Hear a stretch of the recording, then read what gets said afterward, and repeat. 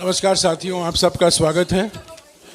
इस press conference की शुरुआत कांग्रेस अध्यक्ष जी मल्लिकार्जुन खड़गे जी करेंगे। वो आपको पहले संबोधित करेंगे। मल्लिकार्जुन खड़गे जी, कांग्रेस अध्यक्ष।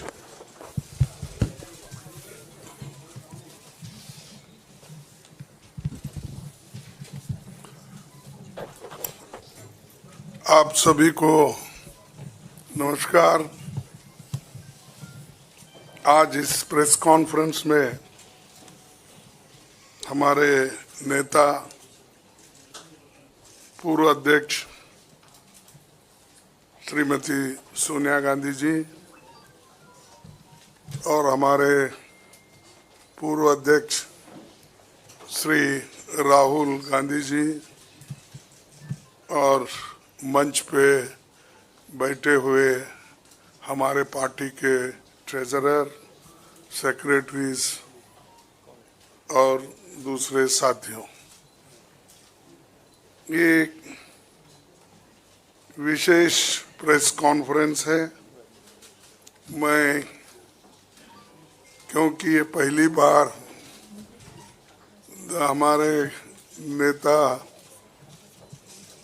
इस चंद इश्यू पे वो कहेंगे और राहुल जी भी अपनी बात आखिरी में रखेंगे। मैं एक आपका समय 7-8 मिनट लूँगा और बाकी डिटेल्स में कुछ कहना है उसको टेक्निकली हमारे ट्रेजरर आपसे संबोधित करेंगे। दोस्तों, ये तो 18वीं लोकसभा के आम चुनाव की घोषणा तो हो चुकी है। देश का हर एक नागरिक इसमें भाग लेने के लिए उत्सुक है। भारत पूरी दुनिया में अपने लोकतंत्र मूल्यों और आदर्शों के लिए जाना जाता है। किसी भी लोकतंत्र के लिए निष्पक्ष चुनाव अनिवार्य होता है, एसेंशियल होता है। साथ ही ये भी अवश्य होता है कि सभी राजनीतिक दल के लिए लेवल प्लेइंग ग्राउंड यानी समान लेवल प्लेइंग फील्ड हो, सभी के पास समान रूप से संसाधन हो। ये नहीं कि जो सत्ता में है उनका रिसोर्सेस पर मोनोपोली हो। ये नहीं कि उनका मीडिया पर एक अधिकार हो। ये नहीं कि सत्ताधारी दल का संवैधानिक तथा न्यायिक संस्था जैसे आईटी, ईडी, इलेक्शन कमीशन, इन अपने दूसरे ऑटोनमस बॉडीज पर प्रत्यक्ष अथवा परोक्ष नियंत्रण हो। दुर्भाग्य से जो पिछले दिनों में सुप्रीम कोर्ट के हस्तक्षेप के बाद जो इलेक्टोरल बॉन्ड, चुनावी चंदा बॉन्ड के बारे में जो तथ्य निकलकर सामने आए वो बहुत ही चिंताजनक है, शर्मनाक भी है, क्योंकि इससे हमारे देश के छवि को ठेस पहुंची है। हमारे देश ने पिछले 70 सालों में निष्पक्ष चुनाव और स्वस्थ लोकतंत्र की छवि बनाई थी। उस पर प्रश्न चिन्ह आज उठ गया है।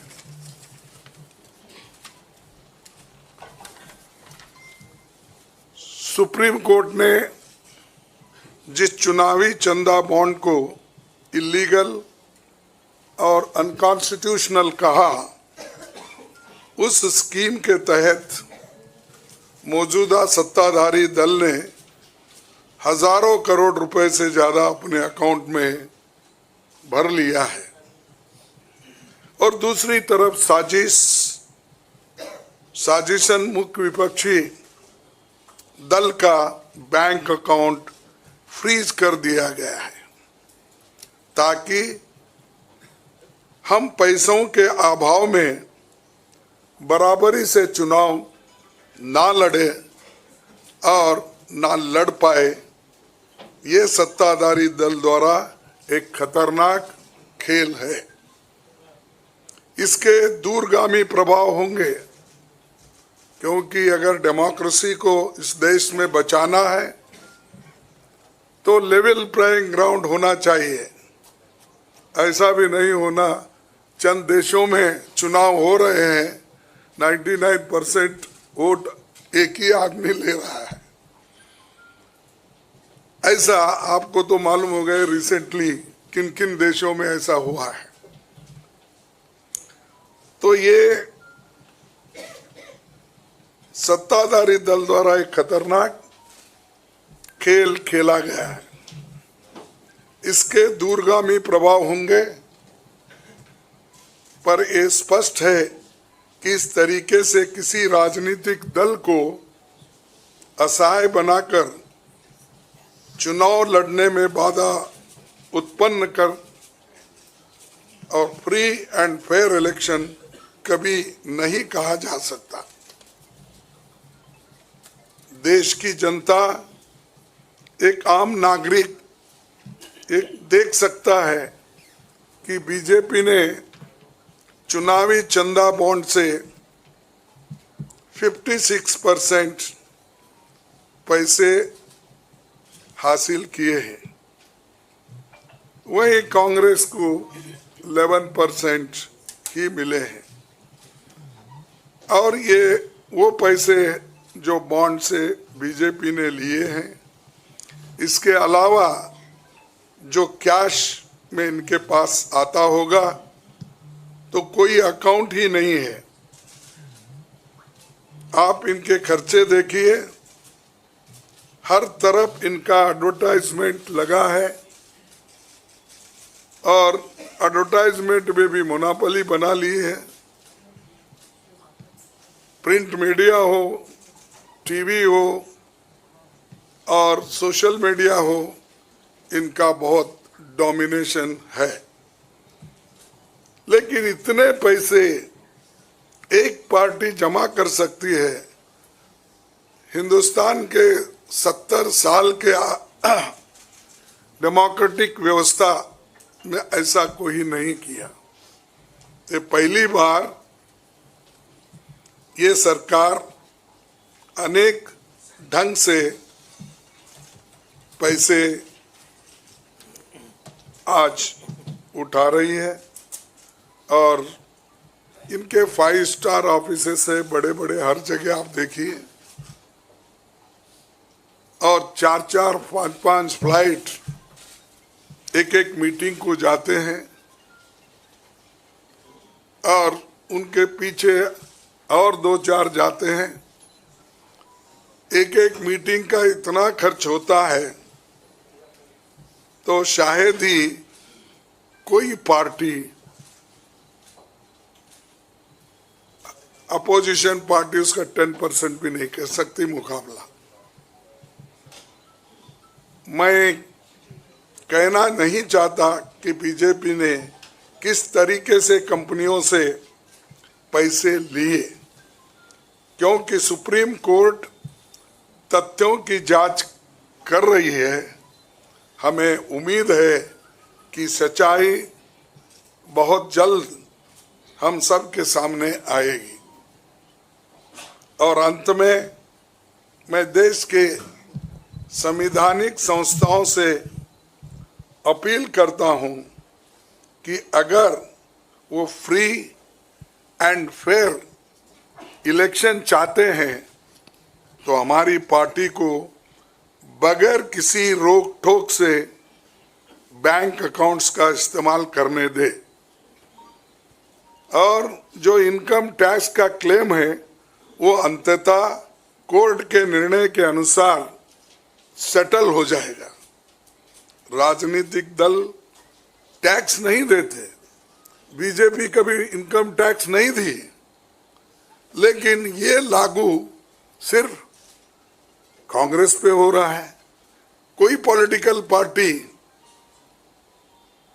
इनकम टैक्स के दायरे में नहीं आते, सच है ना? सेटल हो जाए, राजनीतिक दल नहीं आते। बीजेपी ने कभी नहीं दिया अकाउंट। इसके बाद भी अगर हमसे ये मांगा जा रहा है तो हम न्यायालय के अंतिम निर्णय का इंतजार कर रहे हैं, क्योंकि हम चाहते हैं कम से कम न्यायालय तो इस बात को देखे, कानून को देखे, रूल ऑफ लॉ और गवर्नेंस जो संविधान के तहत होता है उसके तरफ तो ध्यान दे दो, क्योंकि आज वो हुकूमत में है, कल दूसरी पार्टी आएगी। लेकिन हमको ये लेवल प्लेइंग ग्राउंड जो हमने पहले से बनाया था, नेहरू जी से लेकर हम 89 और बाकी के लोग भी, जब इवन वाजपेयी थे उस वक्त भी ऐसा नहीं था।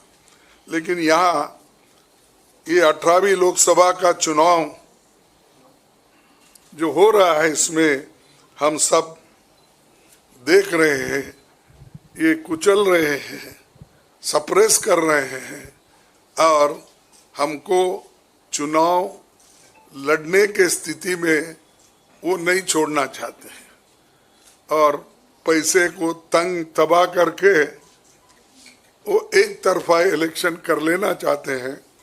लेकिन लोग भी होशियार है, इसको जानते हैं और लेवल प्लेइंग फील्ड बने रहने के लिए ये उनके जो बाधक है और जो हमारे अकाउंट्स फ्रीज किए हैं वो तत्काल उसका रिलीज होना चाहिए और हमको चुनाव में डेमोक्रेसी और संविधान को बचाने के लिए लेवल प्लेइंग ग्राउंड होना चाहिए।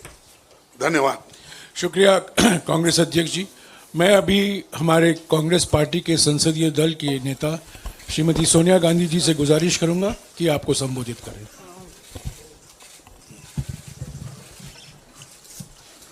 Thank you, Kariji. Well, the issue we are taking up today is extremely serious, as Congress President has just mentioned. This issue affects not just the Indian National Congress, it impacts our democracy itself most fundamentally. A systematic effort is underway by the Prime Minister to cripple the Indian National Congress financially. Funds collected from the public are being frozen and money from our accounts is being taken away forcibly. However, even under these most challenging circumstances, we are doing our very best to maintain the effectiveness of our election campaign. On the one hand, there is the electoral bond issue mentioned by Congress President Kharge, which has been declared unconstitutional by the Supreme Court. The electoral bonds have benefited, as everyone knows, the BJP hugely, massively. On the other hand, the finances of the principal opposition party, the Indian National Congress, are under a determined assault. This, we all believe, is unprecedented and undemocratic. Thank you. शुक्रिया सोनिया जी। मैं अभी हमारी AICC के कोषाध्यक्ष अजय माकिन जी से गुजारिश करूंगा कि आपको थोड़ा विस्तार से जानकारी दें।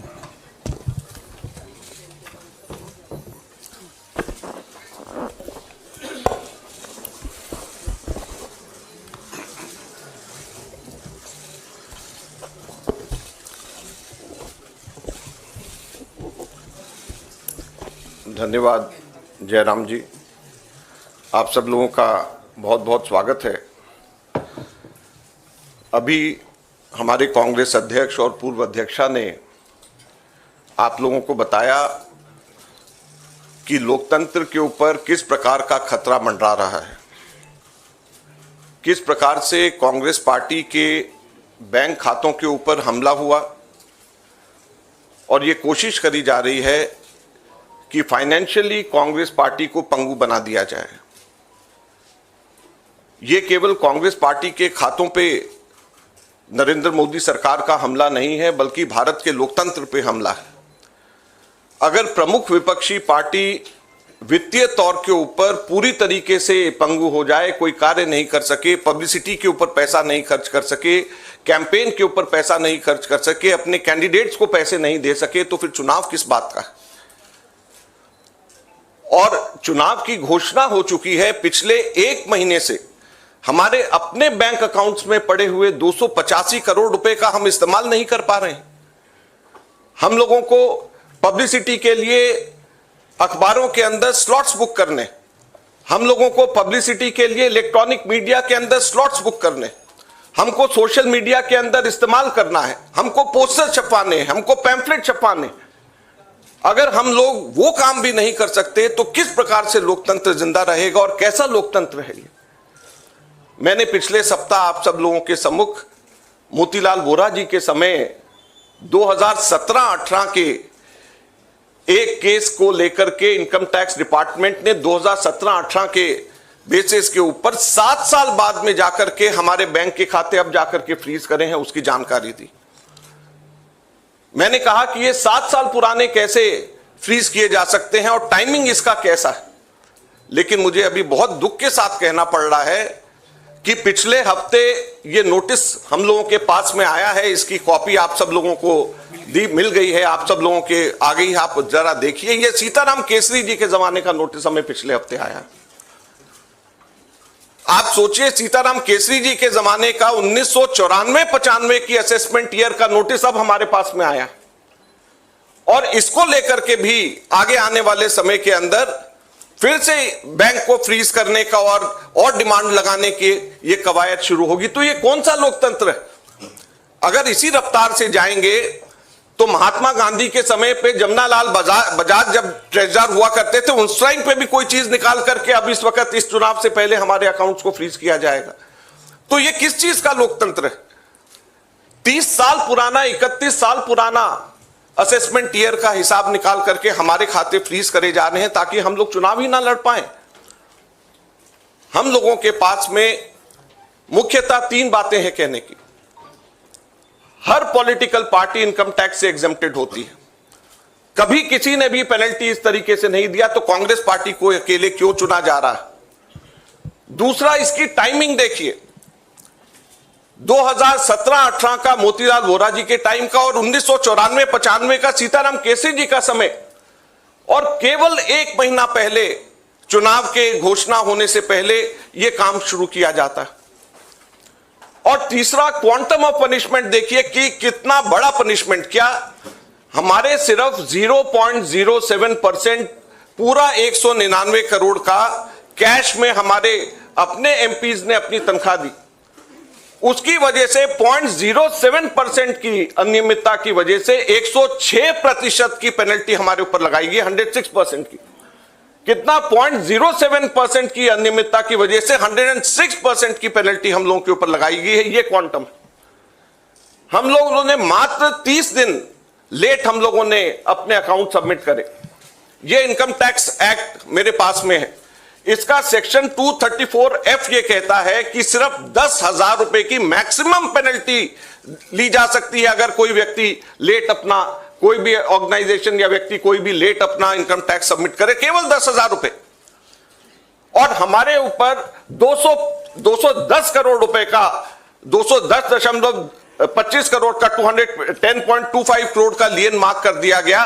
10,000 की सिर्फ पेनल्टी, सिर्फ 0.07% का हमारा टोटल अकाउंट में से कैश के अंदर लिया गया।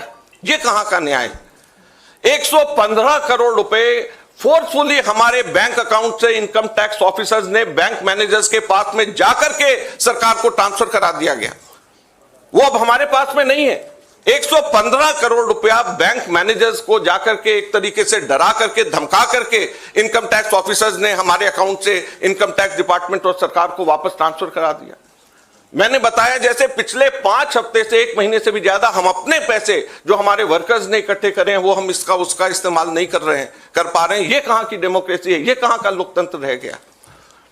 तो इसलिए हम आपसे कहना चाहते हैं, ये केवल हम लोग तो अपनी लड़ाई लड़ेंगे, लेकिन ये आप लोगों की भी लड़ाई, मीडिया की भी लड़ाई है, देश की जनता की लड़ाई है। अगर आप इसके अंदर हमारे को समर्थन नहीं करेंगे तो लोकतंत्र जिंदा नहीं रहेगा, ना आप रहेंगे ना हम रहेंगे। धन्यवाद।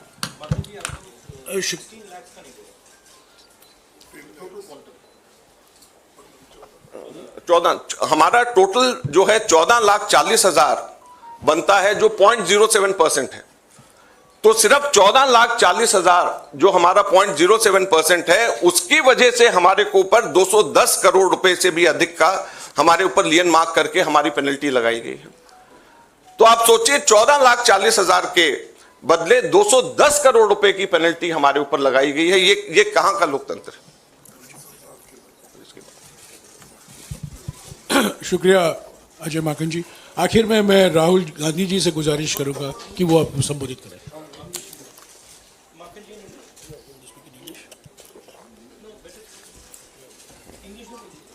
ये डिटेल्स आपको अंग्रेजी में अभी अजय माकन जी देंगे।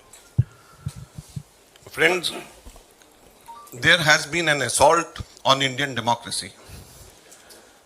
Our accounts have been frozen since last more than 1 month. Since last around 5 weeks or so, we have been unable to utilize our own funds in the bank. You'll be surprised to know that a case, income tax case pertaining to 2017-18, which is 7 years back, on that basis, income tax has served us notice for 210 crores 25 lakh rupees.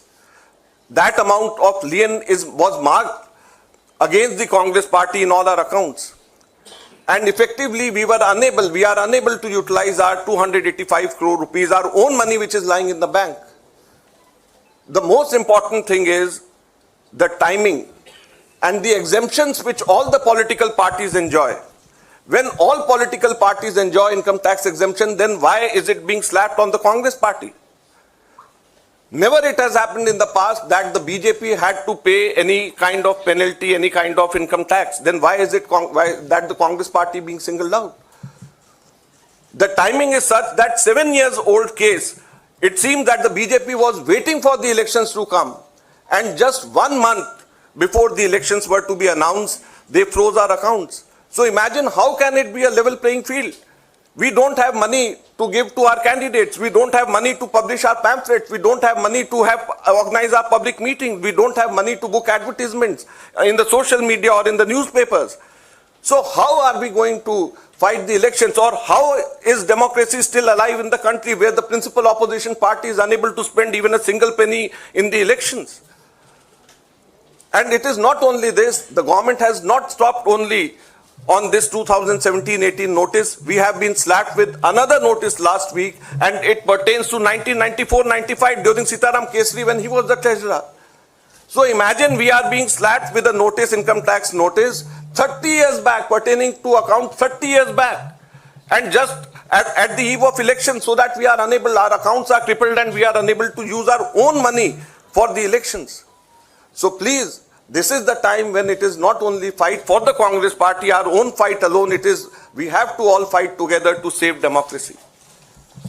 The Income Tax Act, section 234F, allows maximum penalty of rupees 10,000 for late submission of income tax returns. Maximum penalty of 10,000 rupees. But on the contrary, Congress party has been slapped a penalty of 210 crore rupees against a violation of just 14,40,000 which we deposited in cash and 30 days delay.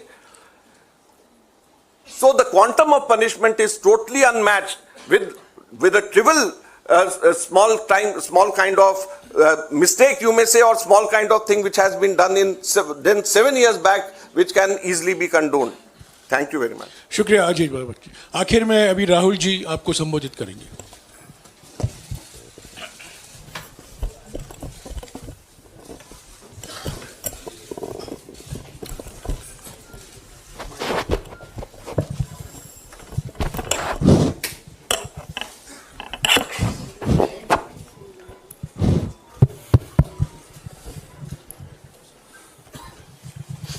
Thank you for coming here this morning.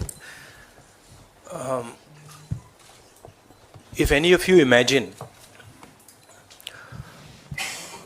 anybody in the country imagines what happens when your bank account, your ATM card, your entire financial identity is erased, right?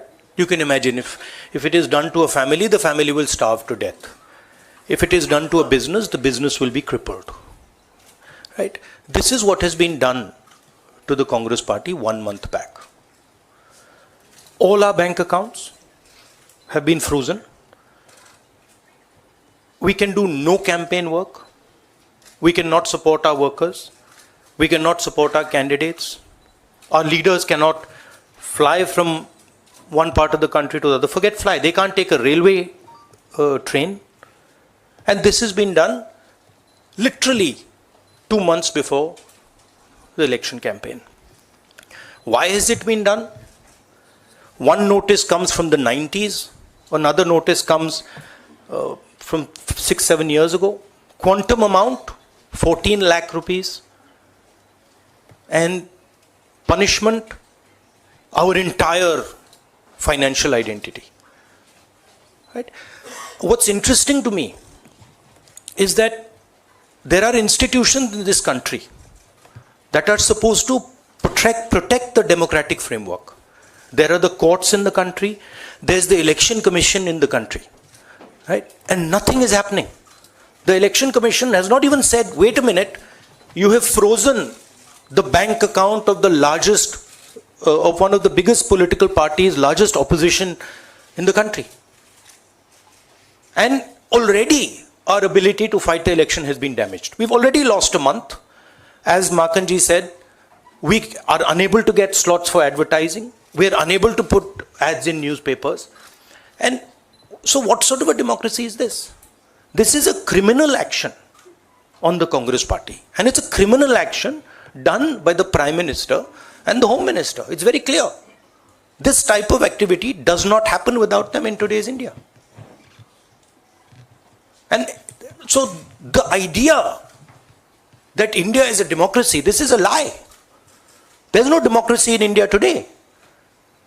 The idea that India is the world's largest democracy, it's a lie. It's a complete lie. 20% of India votes for us, and we are not able to pay 2 rupees for anything. Right? And it has been orchestrated to cripple us in the elections. Now, even if our bank accounts are unfrozen today, huge amount of damage has been done to Indian democracy. And no court is saying anything. No election commission is saying anything. No institution is saying anything. Media is not saying anything. It's ridiculous.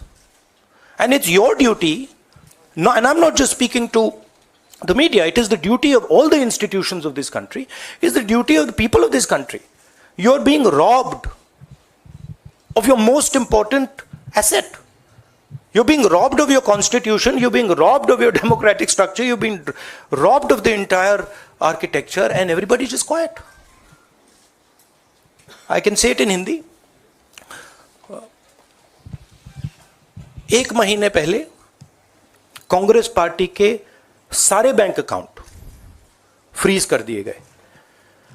आप सोचिए, आप किसी परिवार के bank account freeze करिए, किसी व्यक्ति के बैंक अकाउंट फ्रीज करिए, किसी बिजनेस के बैंक अकाउंट फ्रीज करिए, किसी भी संस्था के बैंक अकाउंट फ्रीज करिए, होता क्या है? एकदम खत्म हो जाता है। अगर आपने किसी परिवार का बैंक अकाउंट फ्रीज कर दिया, भूखे मर जाते हैं। वो कांग्रेस पार्टी के साथ किया जा रहा है।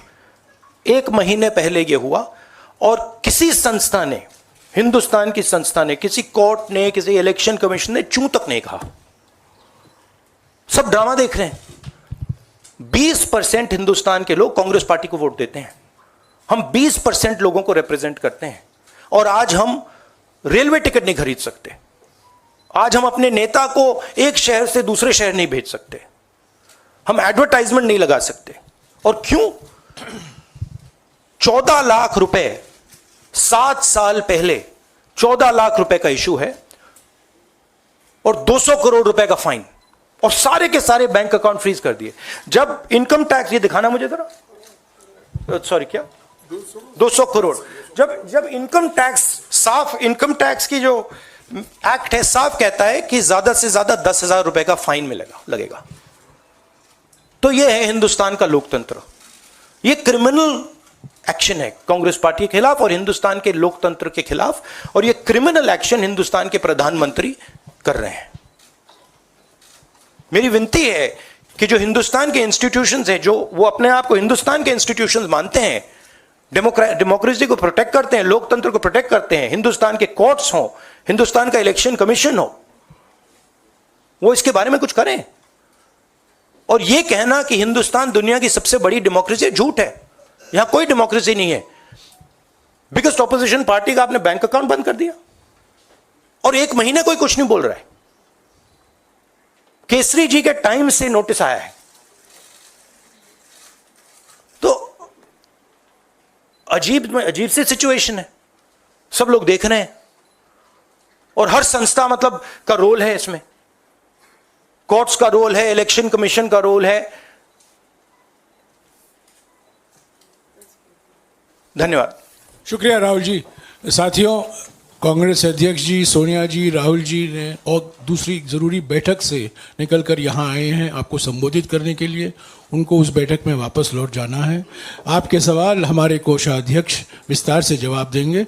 मैं कांग्रेस अध्यक्ष सोनिया जी और राहुल जी को शुक्रिया अदा करता हूँ। शुक्रिया।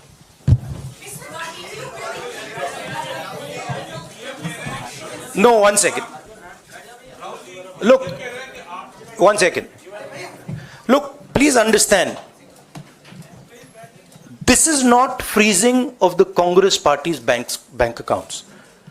This is the freezing of Indian democracy. That is what is happening here. Okay? So, we are unable, as the biggest opposition party, we are unable to take any action. There's no action we are able to take. We cannot send our leaders anywhere. We cannot book advertisements. We cannot do anything. What else is it if it's not an assault on democracy? Thank you.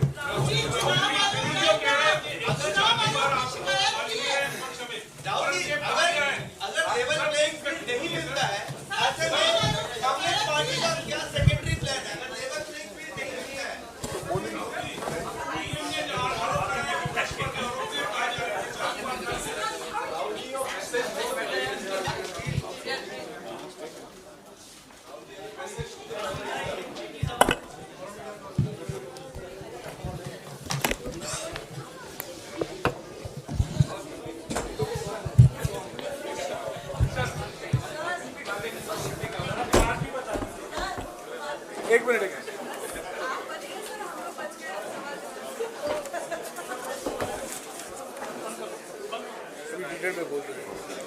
नहीं, कोई question पूछना है। साथियों, अभी कोषाध्यक्ष जी आपको विस्तार से संबोधित करेंगे।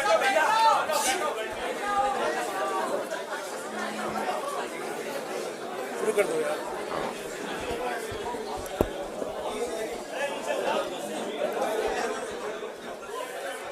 आप लोग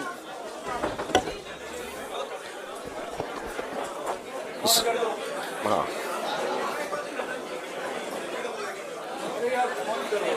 सब लोग सेटल हो जाएं।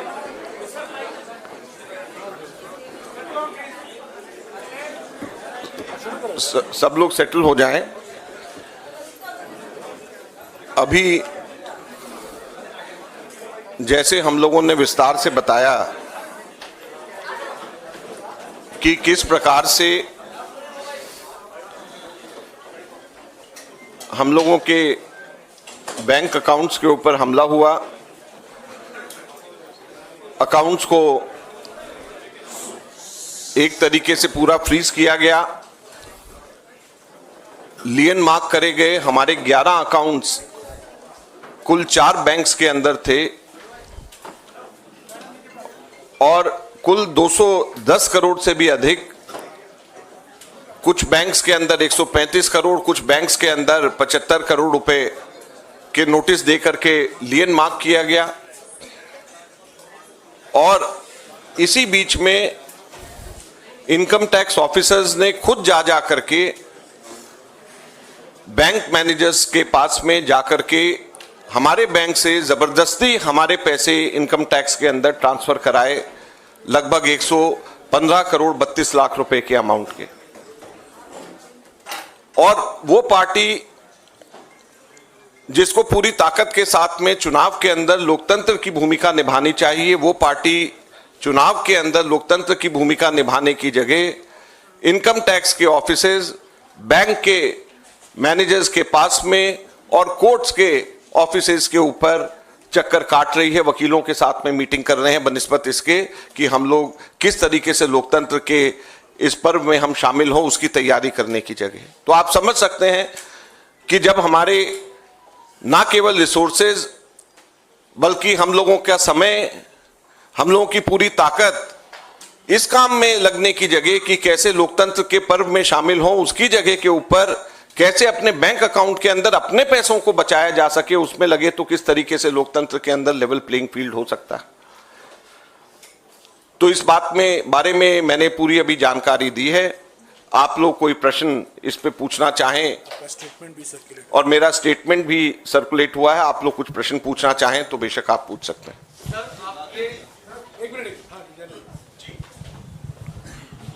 माइक में बोलिएगा। Yes sir. सर, आप लोग राजनीतिक आरोप तो लगा रहे हैं, प्रधानमंत्री तक पर उंगली उठा रहे हैं कि उनके इशारे पर यह सब कुछ हो रहा है, लेकिन पहले आईटीएटी से कांग्रेस को राहत नहीं मिली और इसके बाद जब आप हाईकोर्ट गए वहां पर भी आपको राहत नहीं मिली, वापस कहा गया कि आप आईटीएटी जाइए। तो क्या ये जो न्यायिक संस्थाएं हैं ये भी राजनीति से प्रेरित हैं? इस पर आपका जवाब चाहिए। देखिए, आईटीएटी न्यायिक संस्था नहीं है, ये क्वासी जुडिशियल बॉडी है। हाईकोर्ट ने हमारे को वापस आईटीएटी के पास में भेजा। हाईकोर्ट ने कोई हमें मना नहीं किया इस तरीके से। हाईकोर्ट ने कहा आप वापस आईटीएटी के पास में जाएं और आईटीएटी उसको देखे। आईटीएटी के पास में जब हम लोग पिछली बार गए तो उन्होंने अपना जजमेंट बेशक हमारे खिलाफ है, उसको देने में ही 2 हफ्ते 14 दिन लगा दिए। तो आप समझ लें कि जहां पे 1-1 घंटा इस वक्त हमारे लिए कीमती है, वहां पर वापस आईटीएटी से क्या जाकर के न्याय मिलेगा। और आईटीएटी का जो दिल्ली में हेड करते हैं वो चार्टर्ड अकाउंटेंट है और वो जो है क्वासी जुडिशियल बॉडी है, हम सब लोग जानते हैं। अब जो है अंततः जब तक के कोई भी इनकम टैक्स केस में या कोई भी केस के अंदर हाईएस्ट लेवल तक के जाने का मौका मिलता है, हम लोग ये कह रहे हैं कि कैसे हम लोगों के अकाउंट्स को फ्रीज किया गया। लोकतंत्र के टाइम पे, इलेक्शंस के टाइम के ऊपर हमारे अकाउंट को फ्रीज नहीं किया जाना चाहिए, हमारे को पूरे के पूरे उसका इस्तेमाल करा जाना चाहिए। जो फाइनल फैसला अंततः जब कोर्ट से जो होगा वो सबको मान्य होगा। लेकिन अगर मान लीजिए कल को कोर्ट में जाकर के 3 महीने बाद हमारा फैसला हमारे हक में भी आ गया तो ये समय 4 महीने का हमारे को कौन और लोकतंत्र को कौन वापस देगा। तो इसको लेकर के हम लोग आगे हाई कोर्ट और सुप्रीम कोर्ट में भी हम जाएंगे, कोर्ट का भी दरवाजा हम लोग खटखटाएंगे, लेकिन हम आपके माध्यम से जनता का दरवाजा भी खटखटाना चाहते हैं, अपने कार्यकर्ताओं का दरवाजा भी खटखटाना चाहते हैं और आपका दरवाजा भी खटखटाना चाहते हैं, ताकि आप लोगों को पता रहे कि किस तरीके से हालात हमारे देश में हो रहे हैं। माकन जी, अभी the Congress president said that ये एक खतरनाक खेल खेला जा रहा है and the other Congress leadership said that this is an assault on democracy. जैसे prime minister has been continuously saying that India is the mother of democracy, और इज इंडिया हेडिंग, जैसी सिचुएशन है where the finances of the principal opposition party is being crippled, तो ऐसे में क्या is India heading towards a country like other dictatorship countries? Is it heading where the elections is one-sided and 95% votes goes? As the treasurer of principal opposition party, I can say there is no democracy. If I can't spend my own money collected from my own workers, so these 285 crores be collected through crowdfunding. It also included Youth Congress's membership money, it included our membership money, it included NSY's money. So if we can't spend our own money, where is democracy?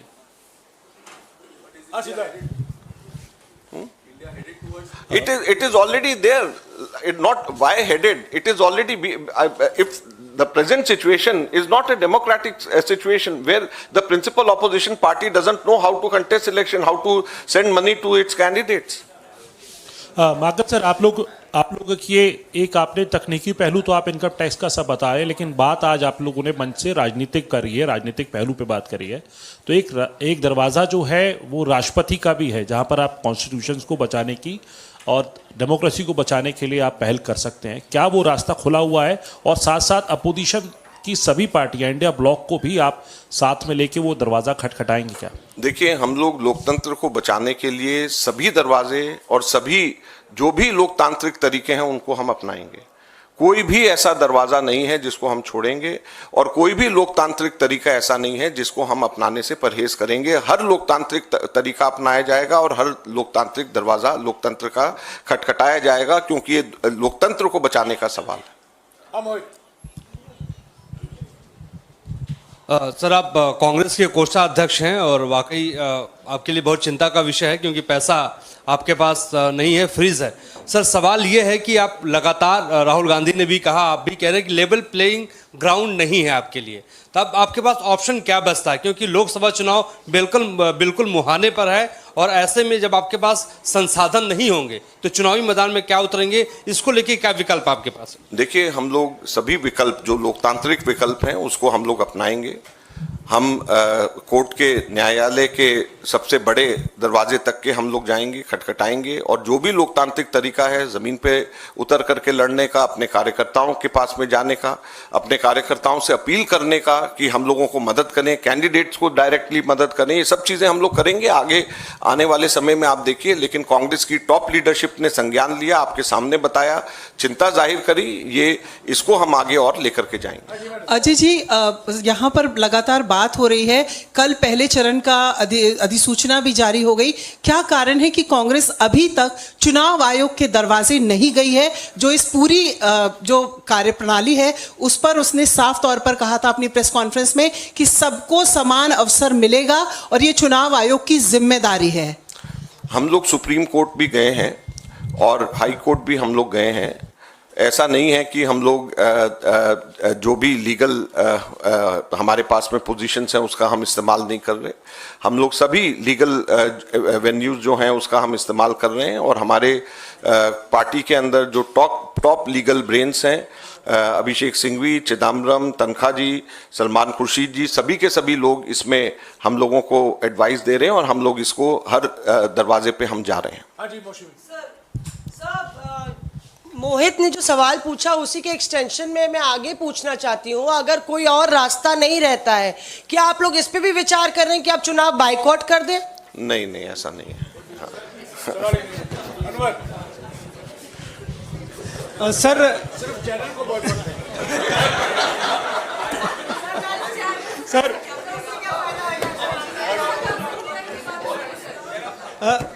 Sir आप tax return के मामले में कांग्रेस का account freeze हुआ है। आप लोग electoral bond, जो चुनावी बॉन्ड है, उसको बहुत बड़ा घोटाला कह रहे हैं। तो आप क्या अपेक्षा करते हैं चुनाव आयोग से कि सत्तारूढ़ पार्टी के खिलाफ कोई इस तरह की कार्रवाई होनी चाहिए? देखिए, हमें इस बात की खुशी है कि सर्वोच्च न्यायालय ने इसका संज्ञान लेकर के स्टेट बैंक ऑफ इंडिया को फोर्स किया है कि वो इसके बारे में बोले और सुप्रीम कोर्ट और इलेक्टोरल बॉन्ड के संदर्भ में हम लोगों ने भी कुछ कार्रवाई करी है। उसको हम अलग से प्रेस वार्ता के माध्यम से हम लोग आपको बताएंगे और उसके ऊपर भी हम लोग कार्रवाई कर रहे हैं। और हम सबसे पहले सुप्रीम कोर्ट को बधाई भी देना चाहेंगे कि उन्होंने स्टेट बैंक ऑफ इंडिया को बाध्य किया कि वो सारी के सारी बात बताए। और आगे अब हम ये भी उम्मीद करते हैं कि स्टेट बैंक ऑफ इंडिया के माध्यम से या किसी भी तरीके से सुप्रीम कोर्ट ये बाध्य करे सबको कि किस कंपनी ने किस पॉलिटिकल पार्टी को पैसा कितना दिया है और कब दिया है, इस चीज की भी जानकारी सार्वजनिक हो। तो केवल ये जानकारी सफिशिएंट नहीं है, काफी नहीं है कि किस पॉलिटिकल पार्टी ने कितने बॉन्ड्स खरीदे और किस कंपनी ने कितने बॉन्ड्स खरीदे और किस पॉलिटिकल पार्टी ने कितने जमा कराए। ये मैच भी होना चाहिए कि किस कंपनी ने किस पॉलिटिकल पार्टी को और किस तारीख को दे। जब तक वो तथ्य सामने पूरा नहीं आएगा, जब तक इसमें सही मायने में सारी बातें साफ नहीं होंगी। अजय सर, एक न्यूज़ 18 के राइजिंग इंडिया में पीएम ने विपक्ष पर आरोप लगाया। वो कहा है कि मुझे 104वीं बार गाली दी गई है, औरंगजेब कहा गया है। 2014 से पहले भ्रष्टाचार बड़ा मुद्दा था, आज भ्रष्टाचार पर एक्शन हो रहा है, इसलिए विपक्ष बौखलाया हुआ है। भ्रष्टाचार के ऊपर कौन सा एक्शन हुआ है? कोई भी एक्शन नहीं हुआ। भ्रष्टाचार के ऊपर जो एक्शन होना था वो 2014 से पहले ही हुआ है। जितने भी लोगों के ऊपर केसेस बने वो 2014 से पहले ही बने, 2014 के बाद तो कुछ नहीं हुआ है।